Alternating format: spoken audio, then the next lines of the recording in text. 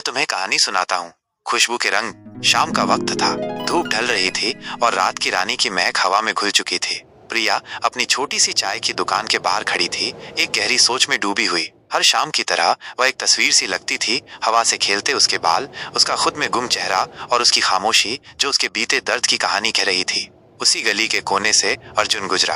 कैमरे का शौकीन अर्जुन हर खूबसूरत पल को अपने लेंस में कैद करने का जुनून रखता था। प्रिया को देख उसे ऐसा लगा जैसे उसकी मासूमियत और खामोशी के पीछे कुछ अनकहा छिपा हो। एक दिन अर्जुन ने हिम्मत जुटाकर उसकी दुकान पर कदम रखा। मुस्कुराते हुए बोला, एक कप चाय मिलेगी? प्रिया ने बिना कुछ कहे एक कप चाय बनाई और उसके सामने रख दी। अर्जुन ने चाय का पहला घूंट लिया और बोला, तुम्हारी चाय की खुशबू दूर तक जाती है।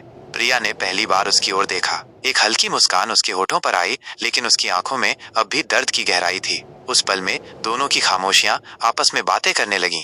दिन बीतते गए। हर शाम अर्जुन चाय पीने आता और दोनों के बीच छोटी छोटी बातें होने लगीं। अर्जुन ने प्रिया से उसकी जिंदगी के बारे में पूछा। तब उसने बताया कि वो कभी एक बड़ी कंपनी की मार्केटिंग मैनेजर थी, लेकिन एक हादसे ने उसकी पूरी दुनिया बदल दी। सब कुछ छोड़कर उसने ये चाय की दुकान खोल ली थी।